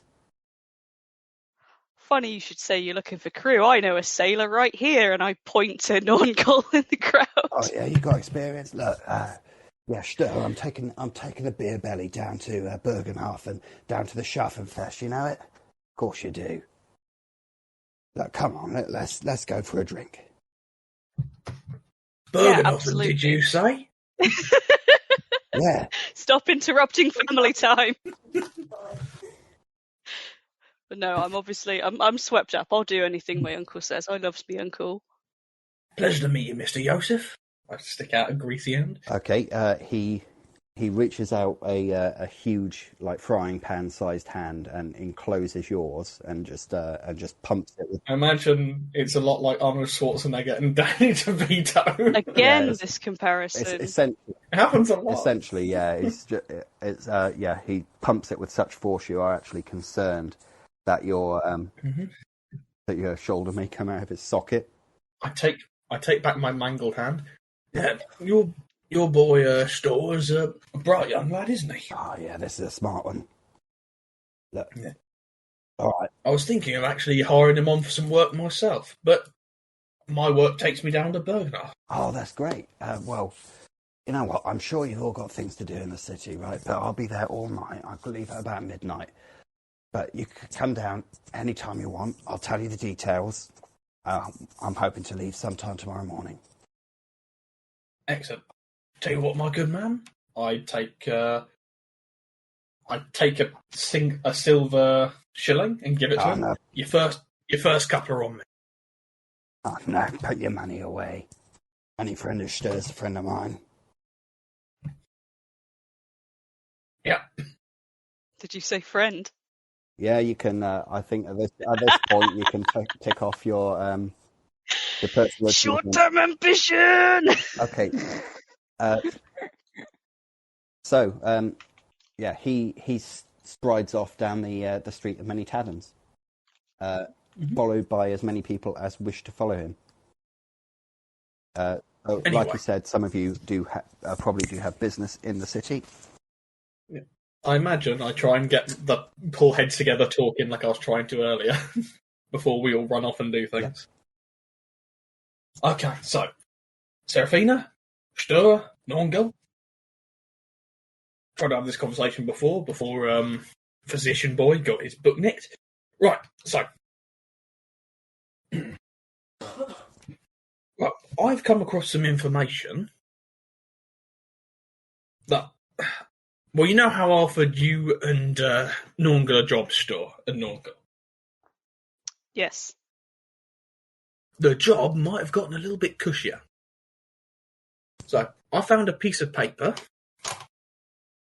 that says, near enough, that someone I think might be related to me is the heir to a fortune of Ubersreich. And if I'm right about this, and I stand to inherit it as well, and do you know what I need to get this right? Unfortunately, being a foundling and outdoor and everything, it's going to be very hard to, make it look like the noble I should be. So, I'm going to need some friends. We have Seraphina here, helping with this. Lovely woman, great. But I need gents like you, with your sort of expertise, some rough and tumble boys for guards. You remember Lady Isolde's big woman? Big un? Absolutely. Could never forget. Stunning figure. Nornghal Stör, that's what I want you to be for me. Do I get an outfit like that as well? As soon as we play this off, I'll get you an outfit like that for every day of the week. I mean, how can I refuse that? The four of us stand to make an awful lot of money from this. So all I ask is that you play along and help me get it.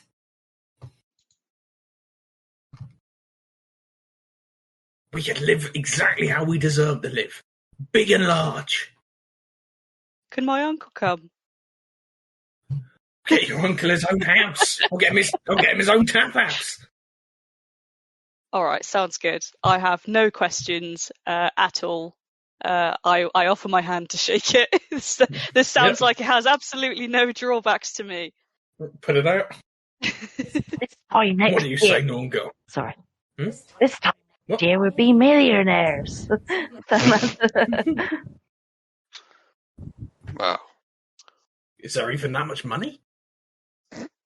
Sorry, I just imagine What's a you're million? being a bit like a Dell boy here. Yeah, right. Hmm. So what do you say, Nornghal? You know me, I've done you right in the past. Hmm. Well, Maybe not recently.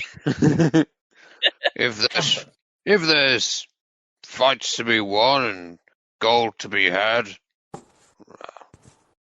I'm all in. I just need you to keep me upright with all my blood on the inside and no bruises. Or as few as possible. And gesture to the crossbow wound. Yep, I don't want any of those. If you want to collect more, go for it. But like I said, we'll try and get you some armour or something. Or at least something to make sure you don't catch them like a pig. Sounds fantastic. See? Well, I'll be honest with you. I'm great with numbers. I'm great with money. Something I've been really good with. It's why I'm good at what I do. I'm not so good with letters. So Seraphina's having to do all my reading work. Ebenezer. She says I'm... Wait. Hang on a minute. I need to talk to you about this. And and I'm gonna just say, just hold on a minute. And I kind of just pull you aside again. And I say, look, when we were on that road, and when I knew that we had to go to, another inn, I had to tell you that the name on this bit of paper was someone else, so you didn't get yourself in possible trouble, right? So I just think until we get there, you just go along with just not announcing who you are, because we know absolutely nothing about this guy. I mean, he might be all noble and all that, but we don't know if he's done nothing bad. I've never heard of him. I don't even know where the place he's come from is. But I'm just saying that this bit of paper, it's under another name, but you just need to be careful with what you say to people, because you could get yourself into some real shit. That's fine. Unless I need it, Alpha Romeo is going in the drawer. It's Ebenezer Gütte for most of the day, right? But if the name Alpha Romeo needs to come out and I'm pulling him out, dusting him off and putting him in forward, You knew, no, that's not what I mean. It's Alfa Romeo. I just knew that you could wait to tell people that's what his name was. You can't say that. With that noble woman, you don't know if that noble, well, that woman with all the fancy things on her fingers and round her neck, you don't know if she had some massive with him. You don't know that. They could have some family rivalry. That's how it works where I'm from, but yeah, you gotta be careful what you're saying. Hold on. Are you saying that I'm not called Alfa Romeo? No, you ain't, and you gotta be careful what you say. What the fuck is Alfa Romeo? What the fuck are you doing? Look, you've gotta be real careful. Like a fucking imbecile. What if someone had caught on that? They haven't. Fuck, of course. So look, You're fucking killing you would have been in the real shithole if you'd gone blabbing about who you are. You don't know what those wardens on the road know about that person. He could be wanted. You don't know. So they don't know who Alfa Romeo is, do they? They never heard of him because he ain't real. And we'd all be in the shit if you go around saying you're Alpha, well, whatever his I can't remember, George. Remind me, please. Castelibrum. Castelibrum. Castelibrum. Did you say that in character? Yeah. Castelibrum. Look, pulls affidavit out of pocket. Castelibrum. Castelibrum. I mean, that's a funny old name, and if this person's done something bad, we're all gonna get in the shit, and we're all. So yeah, that's quite. Yeah, I think you're actually right. I think you've got more of a head for this than I thought I gave you credit for. Like I said, if I'm pretending to be someone else, that's fucking gold. No one's ever fucking heard of this Alfa Romeo. It makes sense that fucking Castelibrum is pretending to be some fucking Tillian bastard. Yeah, I get it. So I'm Alfa Romeo. Ebenezer's fucking dead. But I'm actually Castelibrum. Oh, yeah. I like it. You're smart. This is why you can read them fucking letters. It's good. Incidentally, how much for tuition in letters? I've never had time for it myself, but I should probably learn a couple of them just so I can get a gist. I can teach you a bit. Look, I just need to learn enough to get by. How many are there? Like 12? Just teach me 6 of them. 6 letters. I'll just do the vowels, innit? What are Stör and Nornghal doing? Are they just looking on a bit bemused as this conversation is going on? Or... Yeah, I feel like it's risen to an audible volume. Yeah. Yeah, definitely. Maybe exchanging a confused glance, but mostly a sort of head empty moment. I'm far too busy asking Stör how his uncle gets his beard to look like that. Oh, it's not as really as cute. luxuriant as yours, but it is a fair bit bigger. Yeah. I got to get those gains. I mean, you can ask him yourself if we go and see him after this. Okay, at this point, Ebenezer, you feel a large, meaty palm come down on your shoulder. Not with enough force to hurt you, but... Yep. Oh, boy. I turn around with a big grin. Okay. Yeah, it's Fat Gütte. You've come across Fat Gütte a few times before. He is closer to 7 foot than 6. And almost the same. Almost the same round the waist that he is in height. He grins horribly at you, displaying about 20 gold teeth. Boss wants to see you, Eb. I thought he might. I was just on the way there myself. Did you get some new ones put in? You're looking absolutely radiant. Yeah. Shame I have to take the white ones out, innit? Yeah, but you might as well get all your ducks in the same colour, you know? Yeah. Besides, I think it looks nice. It makes you look almost noble. Anyway, they're all covered in gilding. Let's go. Come with me. Just you. Yeah. You guys head down to the waterfront. Meet good old Uncle Jorg. And Joseph. And me and Gunter here just have some business to square away. Right. Well, we'll see you there if you're still alive. I'll be fine. Are you trying to convince them or yourself? Yeah, yes. Column A and Column B are featuring tonight. It's fine. I think we have made some money on this venture. So Okay, right. The rest of you, what are you doing as Ebenezer is led off into a seedy-looking alleyway?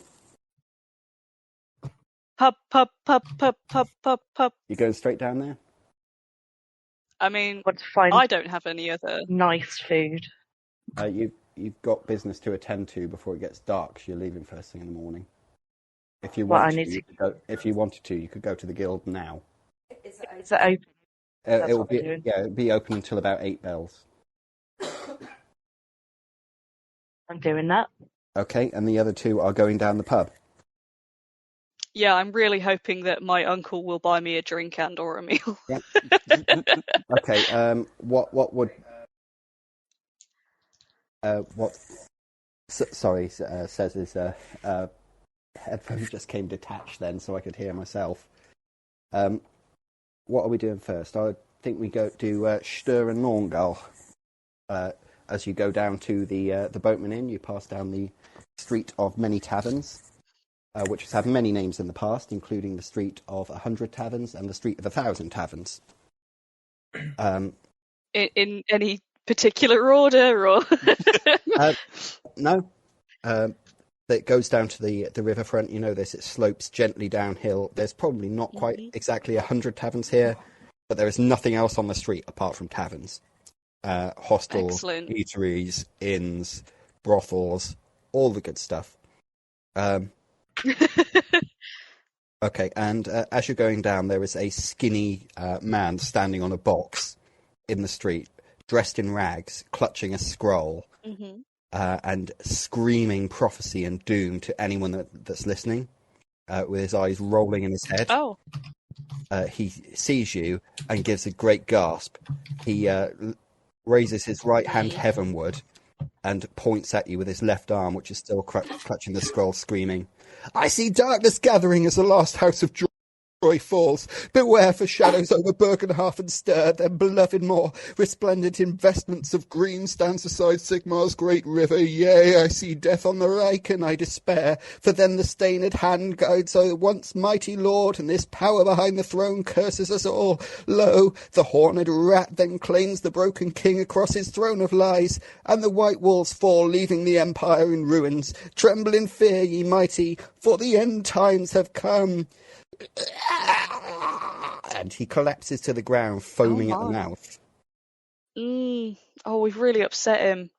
Do you think that was for you or me, Nornghal? I didn't catch a word. It wasn't good. He just in short, it was very, very bad. he seems very upset. Then he sits up, smiles, picks up his box and his scroll, and it starts to walk off.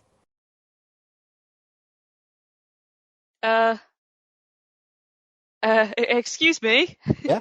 Pardon me, sir. Yeah. Was that about us? That what you just said just now. What? No. Oh no, I wouldn't believe a word of that. It's just a show I put on. Keeps the pilgrims happy. Oh, that's a relief. Okay, well, thank you very much. That was very convincing. Once mighty lords, white walls falling. I just say whatever comes into my head, really. You like it? Fancy buying me a pint? Yeah. I feel my empty purse. He shrugs. Right, well, see you around, maybe. Oh, right. See you around. I turn back to Nornghal and I am very confused but optimistic. Nornghal just shrugs. All right then. Carries on waddling towards the pub. Waddling. Okay. Yeah. I waddle with you, chum. It's more of a Walking birds. more of a trundle than a waddle, I think, in a dwarf sort of way. I imagine he moves like the thwomps in fucking Mario Kart. Yeah. Yeah. Nobody. Oh.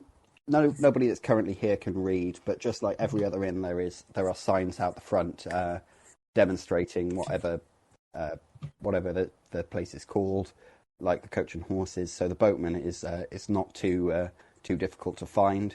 There is one street sign that is resting against the sign for a place called the Breasts of Myrmidia. Next to that is the Boatman Inn.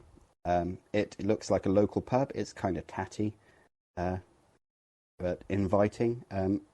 You can just about see the riverfront from here. You see high-masted ships, barges, houseboats, all sorts of things. And as sorry. Oh, sorry. Yep. No, I was just going to say I lean down a little bit to elbow Nornghal and say, oh, "What do you fancy, breasts or boats?" Boats. And he's a bit sort of, he doesn't get it. He's just like, what? Yeah. Okay. Okay. Okay. You enter then. There are already a number of riverfolk here. A lot of dock workers. They're all sort of big, tough lads. They look up at you with sort of mild interest, but then return to what they're doing. There is quite a friendly atmosphere in here, really. Yosef is sitting at a large corner table, currently on his own. Hey, Stör! Right, you. What's it going to be, wine or beer? A beer, please. Yeah, and I walk over and... Oh, sorry. I was just going to say, as an aside to Nornghal, please don't start any bar brawls this time. Yeah. I didn't start anything. And what about you with the beard? Yes, I'll have a beer as well, please. Una. And this slender, dusky woman comes over. Yes, Sir Joseph. Give us two more flagons over here. Flagons? Yeah. So she goes back behind the bar and she comes back with 2 4-pint flagons, which are placed in front of each of you. And he's got one for himself. Things are finally going well. Everything's coming up, Millhouse. Uncle, I've had such a long week. He pays her.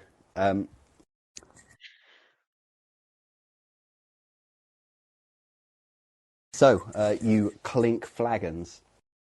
Mm-hmm. Before we progress with this, we'll go back to Ebenezer. So that Gütte told you that he was taking you to see the boss, but he doesn't seem to be in too much of a hurry to get there. As he goes, he stops at a tavern where he drinks 2 pints of ale without asking you if you want anything. That's right. I imagine I just talk to him, try and canvass the local situation since I've been gone. Yeah, he doesn't say anything to you. Sure. Then he goes to a bakery where he purchases a pie and eats it as you walk down the street. And eventually you come to a building that is particularly disreputable that you know as the soup kitchen. This is a place where the absolutely desperate can sell any kind of fermentable scraps by the pound, which are then distilled into moonshine and distributed amongst the even more desperate. He goes in through the door, down into the cellar, and then through it's not so much a secret tunnel as a hole that's been knocked through to an adjoining house's cellar. And then you see, he closes the door and locks it, and in the room with you is yet another door to a cellar that's been knocked through. But there's also Dugbog, the boss's ogre bodyguard. He is huge, even for an ogre. He's about 12.5 feet tall. All right, Slim. Good to see you, Dugbog. How are you doing? Yeah, better than you, I think. Are you going to come out as Ebenezer or Ebenezer on backwards? Oh, you always good sense of humour, you Dugbog. Yeah. All right. In you go. Right. Cheers. Okay, and you walk through, and there is the boss, who's a boy of about 15, who's sat behind a desk, toying with a decanter of wine. Oh, Ebenezer. Boss, it's good to see you again. You trusting old geezer. When I said don't come back to town until you can pay off your debt, I didn't actually expect you to ever come back. Well, I can pay off the debt and shamble off. that's good for both of us, isn't it? Well, I haven't done anything wrong I'd hope. since my last visit. Well, I hope so. I've just got in. I've got a room for the night, and immediately come here. And then, of course, Gunter came and grabbed me. Yeah. And I thought, oh, good, I can pay back the boss. Gunter at this point comes in and relieves you of your sling bag.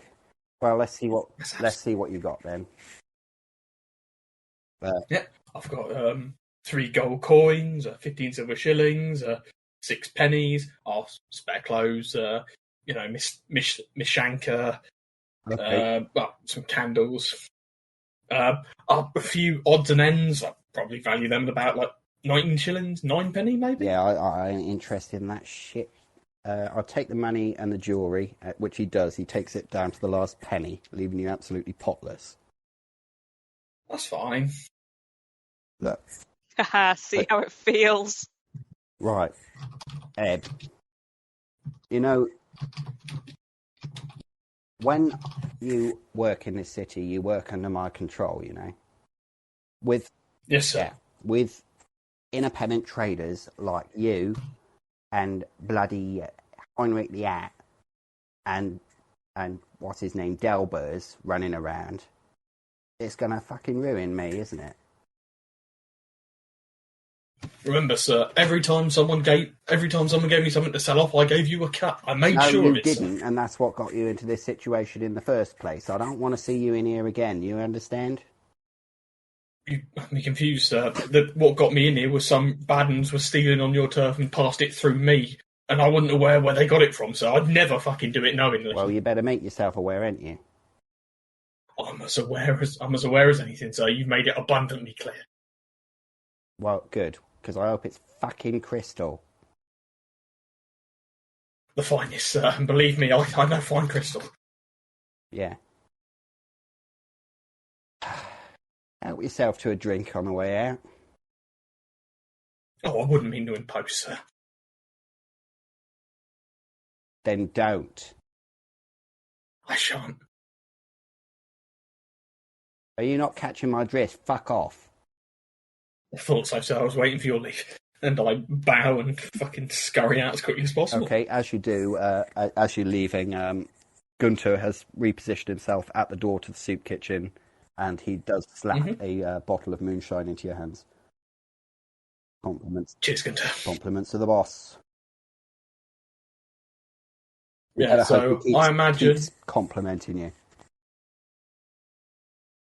Oh, I'll try my hardest not to wrong him.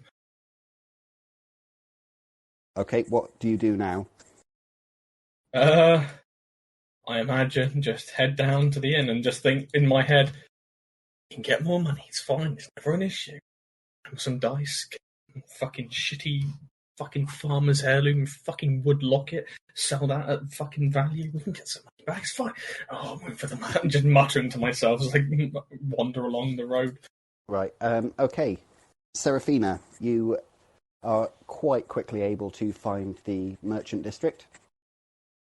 Okay. Which is where the Guild of Physicians, Apothecaries, Herbalists, Barbers and Barber Surgeons is located.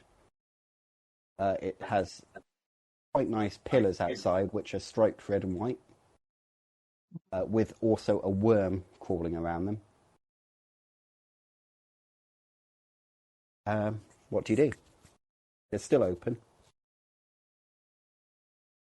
I think Seraphina would look at it in awe because she's probably not seen anything quite like that before. You've seen a similar one in Middenheim, but not with as nice architecture and on a smaller scale. Yeah. I look at it and then I go inside the building. Okay. There is a woman who appears to be about 80, sat behind a desk. In a little reception room, there is also a door which is very obviously locked with a heavy lock, which you would imagine heads into the guild hall. She does not look up from something that she's writing. Oh, hello there. You've come here. I've got to come and pick up my apothecary license. Where do I need to go to get that? Name? Seraphina, Esmerelda, Honeycakes. Place of birth. Look, we come from the moon. Town.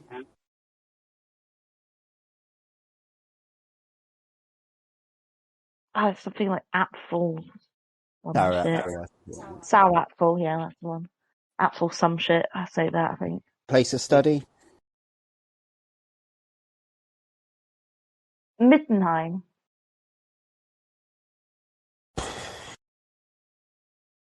She gets up, closes this enormous ledger, turns around and opens one of many drawers. Heinrichs, Höfler.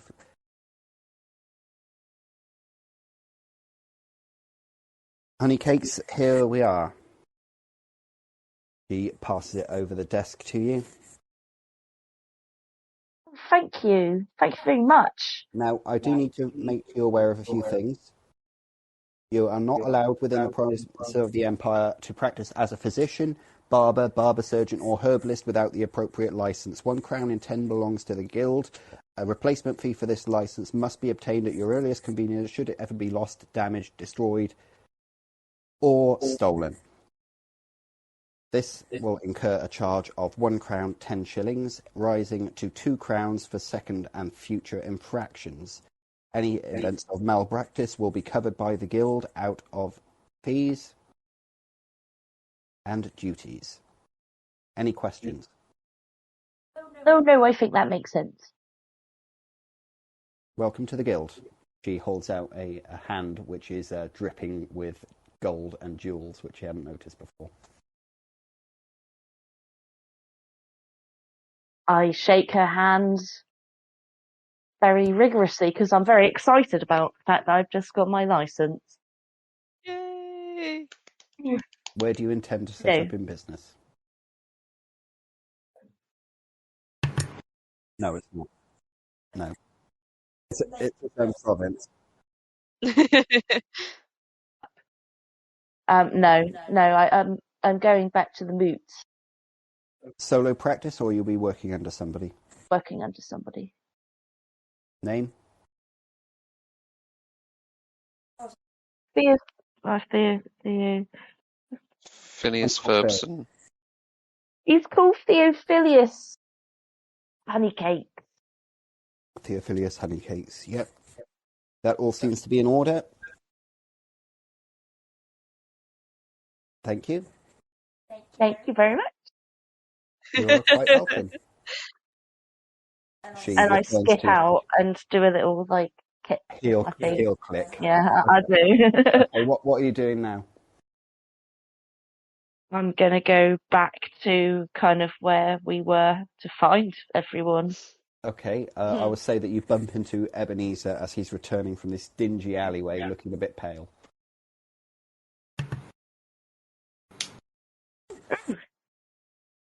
What's up with you? You don't look good. You look like you've seen a ghost. I came for every fucking Sigmar-fearing person this godforsaken fucking sea. There's 2 fucking no-good hoods. What's happened?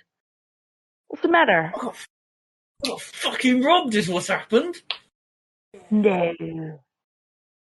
Oh no, and it wasn't even nice. It wasn't someone coming to relieve me of my belongings, no. I was marched up in front of the boss and had to give every bit of gold that I'd got, every nice fucking thing I'd bought at cost to sell better, every single stinking drop of blood, sweat and fucking tears.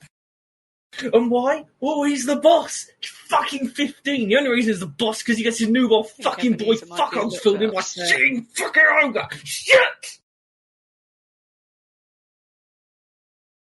I'm a little bit stunned. I don't know what to say. Sort of because I'm buzzing. I've got my license, and I'm like, oh, I'm all right.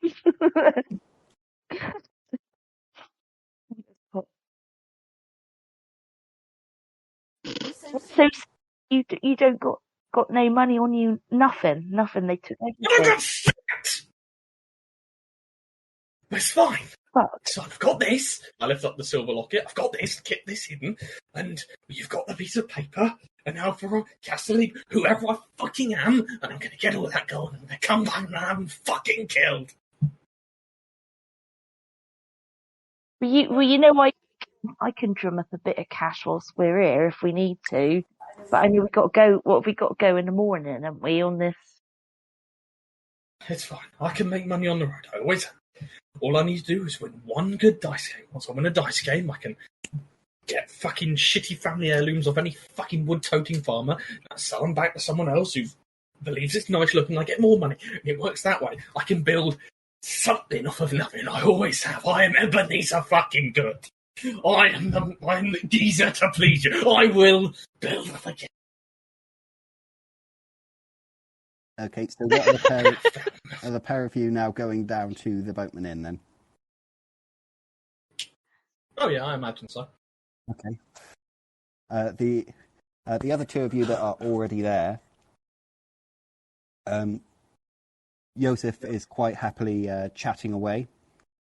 He is telling you that he's got a cargo of Reichland wine, which he is intending to take down to Bergenhafen and sell at the Schaffenfest, and he produces a crumpled up handbill, which he reads out, explaining that the Schaffenfest is an annual sheep, mainly livestock market that takes place in Bergenhafen,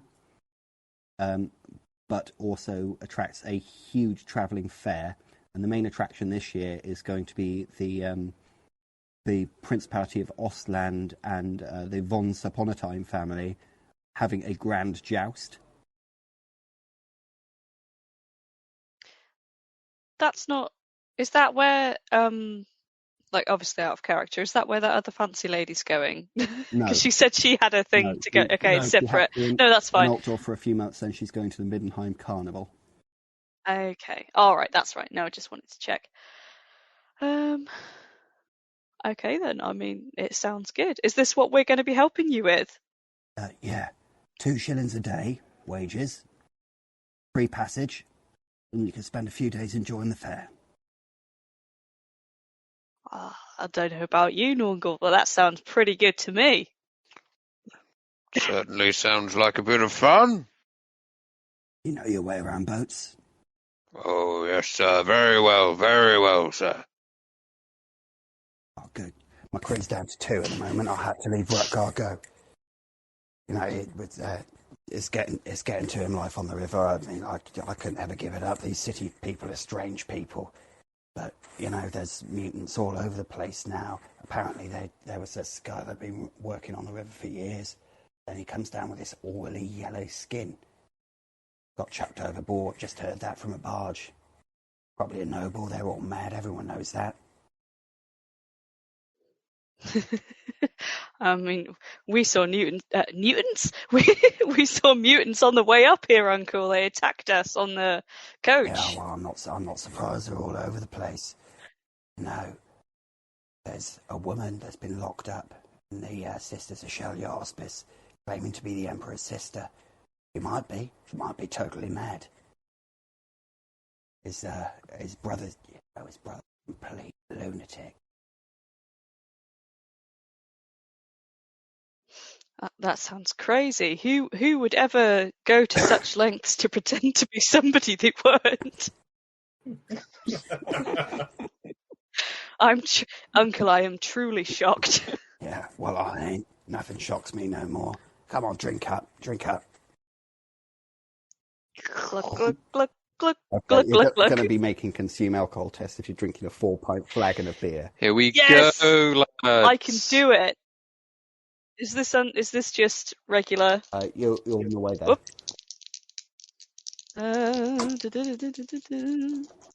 Sorry, I just had to find where it was again. 41 out of 46 consume alcohol, so that's just about, shit. isn't it? Yeah. What have you got? 87 with skill of 48. Okay, so you're going to be a minus 10 to, weapon skill, ballistic skill, agility, dexterity, and intelligence. Right, at this point, there are a couple of the stevedores that get up from a table about in the middle of the room. move the table out of the way, and they start a fist fight. But nobody else is taking any action. One of them is just a regular looking stevedore. The other one is actually quite a small woman, but with like wiry muscles, and she just decks this guy in the face, and he goes sprawling. And nice, a girl boss. Yeah, she's just like screams and then says, "All right, who's next?" I put my hand firmly on Nornghal's shoulder. Is that... Oh, come on, it's just a friendly brawl. No spitting, no kicking, nothing like that. How about you, Joseph? You'd have a job kicking. I'm getting a bit old for that sort of thing, Ilma. Yeah, well, what about the big one? Nornghal, like, rolls back his shoulders. He's like, never too old for a friendly brawl. Okay. Staggers to his feet. Okay. Oh, that's you volunteering. All right, what's your initiative then? As she's just rolling her shoulders as well, cracks her knuckle. Oh. My initiative is a stat that I have, for sure. 28. Okay. That's not good. Hers is 40, so she's going first. Yeah. She knocks you out in one hit. Yeah. What are you doing to resist this? Are you going to dodge, or are you going to try and oppose it with melee brawling? Oh, melee brawling for sure. Okay, go for it. Is that Wait, was that just? That's weapon. That's weapon skill. Which is at -10 at the moment because you're a bit tipsy. Okay. All right. So my weapon skill's 45, so 35. 56. Yeah. Okay. So she hits you with 2 degrees of success. What's that? That's 2 degrees of failure. Yes. So that's at +4, as she's using strike to stun. So what? Can you roll against your toughness now? Okay.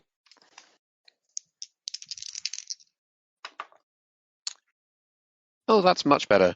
My toughness is 46, and I rolled 16, so yeah, 3 degrees. Hey. Yeah, her strength is 45, and she rolled 11, so that's also 3 degrees. So she does actually impose a stun condition on you as she drops you to the ground. Oh. So she literally did knock you over in one hit. She reaches out her hand to lift you up. I mean, I guess I'll take it. Very good. She's like, all right, this is boring. And she picks up her beer and starts to swig it back. I'm going to just toddle back to the table. Yeah. A little bit dazed. What a fine woman. Yes, it's like, you don't want to worry about Hilma. I don't know what she gets out of this, but she's all beating people up.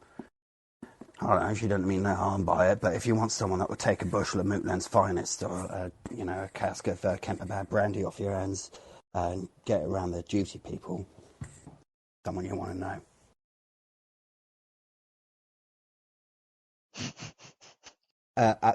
Sorry, I'm just still chuckling at that. At this point, Ebenezer and Seraphina come in. One looks extremely happy, the other one looks extremely pissed off.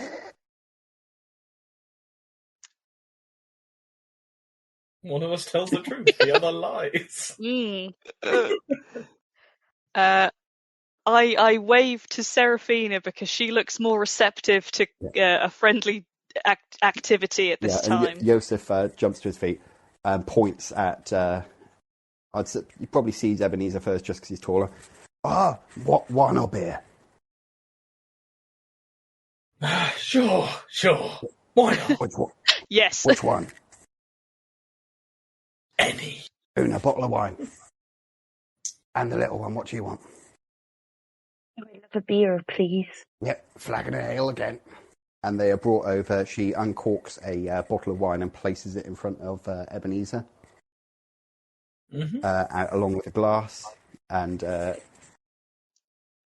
Seraphina receives a 4-pint flagon of ale, which is almost the same size as she is. Fucking swims in it, I imagine. Down it, pressure!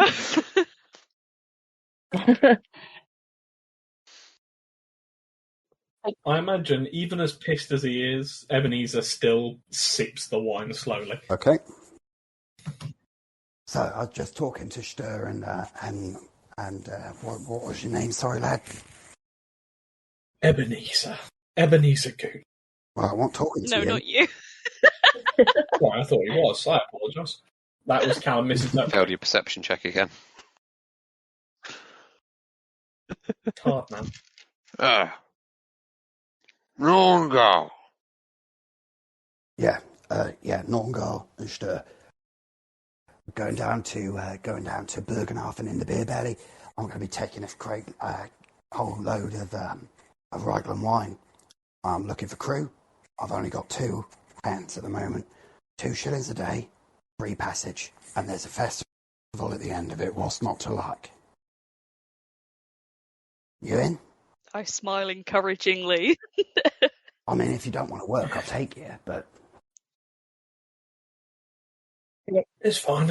I'm happy to work for board and transport. Not a problem. And I don't know. You're any good around ships? Then I don't they parry you. If I can get in small places, I'll be handy. Oh yeah, well, as Never long as been you don't too get good. inside one of my Not wine really. barrels. Haha. Good one, Uncle. Okay, at this point, Never had good things, but I'll see what I can do. at this point, a tall, muscular man strides into the bar, dressed head to toe in black leather. He has slick back brown hair and an aquiline features. The gimp is here. Right on time, sir. Yeah, I'm not skin tight, enclosing his face. Black leather. He comes over to greet you. He has a large scar on his face, and he walks over to the bar, and in barely more than a whisper, bottle of brandy. And people vacate their table. People visibly flinch as he passes.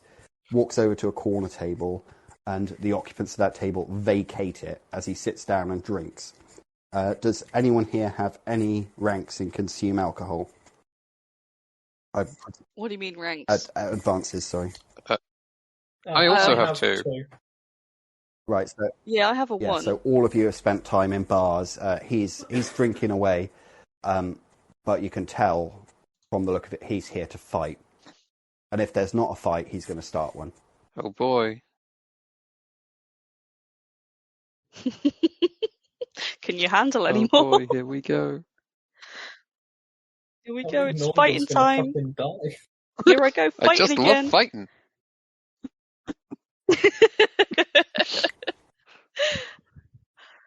I glance nervously around the table at anyone that's noticed this gentleman.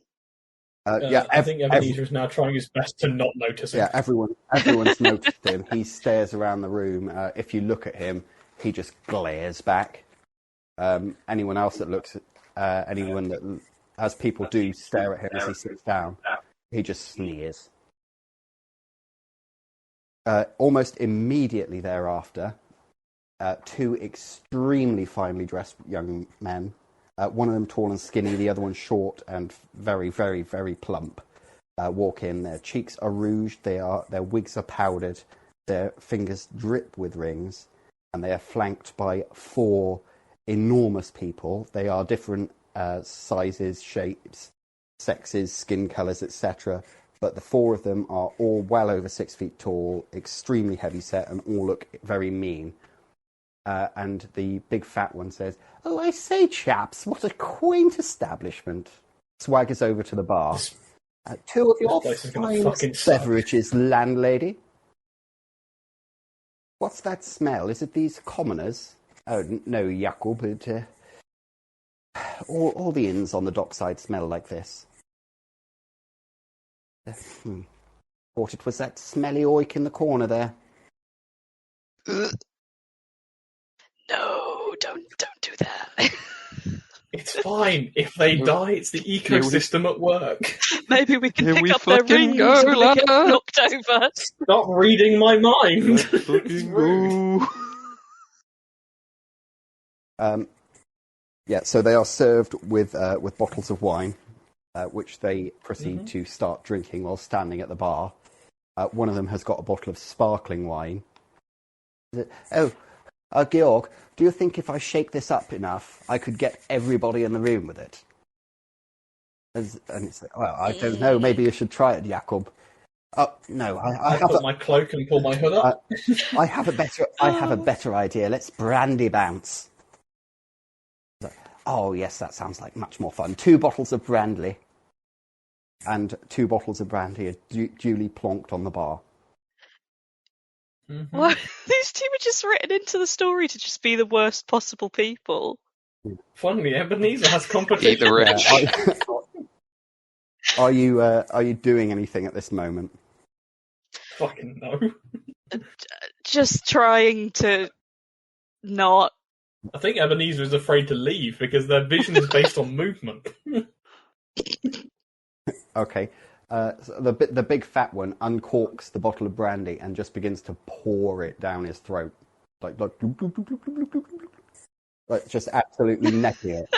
He gets about half of it down, and then turns around and deliberately vomits over a patron's head. What? That's what that is? And they both burst out laughing. And the guy's just like, oh, but he can't do anything about it. Oh my god. Let's go vomit on the commoners for fun. What japes? Imagine Ebenezer's looking at him like, one day I'm going to do something like that. That could be me. I could be I could do whatever I want and no one would stop me. The formative moment for you. The landlady looks absolutely horrified at this because she's going to have to clean it up. And also her customers are now probably going to leave. While this is going on, does everyone want to make an intuition? Oh boy. Yeah, fuck is that? Yeah. It's a skill. Oh. Based on initiative. Oh, okay. 99! I passed. Unreal. No. Oh, so I've got a failure of like 5. Okay, Seraphina, you notice the bodyguards and the guy in the corner with the scar on his face are sort of shooting looks at each other, like they know each other slightly. Or they're aware of each other at least. Not aggressive, just recognition is there. Okay.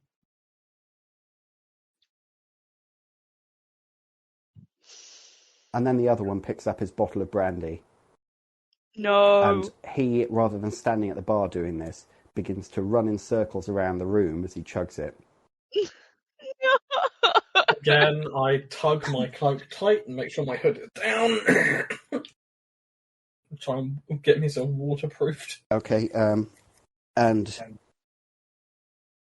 yeah. Put my hand over my wine cup. Yeah, everyone roll a D100 and see who gets the lowest, please. Oh. Thank God that wasn't the 99. No. Oops, 27. 25. Let me do that. Uh-oh. 84! Hey, there we In go. hell, I get 100. He just grabs puts his hand on either one of your cheek. Puke right in my mouth. He's going to baby bird you. He God. must have a much higher alcohol tolerance than you, than the other one, because you managed to get all of it down, and you are absolutely drenched in a mixture of bile and brandy, which also makes its way into your beer. No. It makes me puke too, doesn't it? I imagine that Are we would. in the splash zone? Make a toughness. Yeah, probably some splashes on everyone with that roll. Everyone just shifts back against the table. Oh, so viscerally unsettling. I think I shake off my cloak a little bit. Yeah, I'm gonna fruitlessly dab at Seraphina with my cloak in an effort to get some of the sick off. Perhaps we should find another establishment, guys. Oi! I might be right. Okay. Too late for that. Nornghal's regained consciousness of the things happening. Who gets up first? I'm shooting up to yell at this dork who's just puked on my friend. Oh, fuck. Okay. As you do, you find as you get out of your seat, what you saying? Oi! That's about it. Is that all? Yeah, that's it. Okay. Just, Okay. oi. I end up saying that you find that with surprising speed, the guy in black is in front of you, and he shoves you back down in your chair, and says, "I wouldn't if I were you, P-Brain. Why don't you just sit there and enjoy yourself?"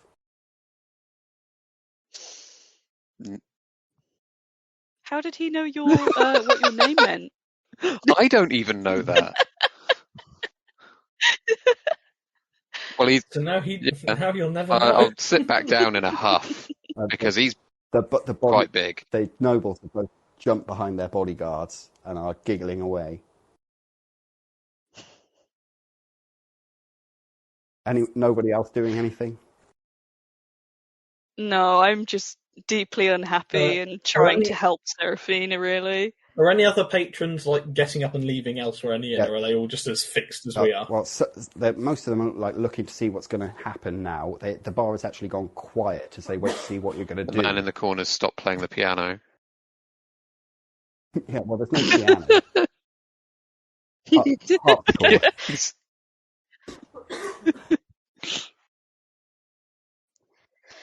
The urge to pretend to be Alfa Romeo is over, but Ebenezer does not want more trouble right now. Yeah, you've had enough trouble for everyone. I think Ebenezer's really close to just trying to stab these cunts, but he just wants to leave. Oh, come pick People are me puking up. on me again. Sorry, God. Oh, God. These country bumpkins can't even be bothered to wash the swill off themselves before they come into a civilized city. And the nobles are still giggling away. And one of them has now got the bottle of sparkling wine and is beginning to shake it. I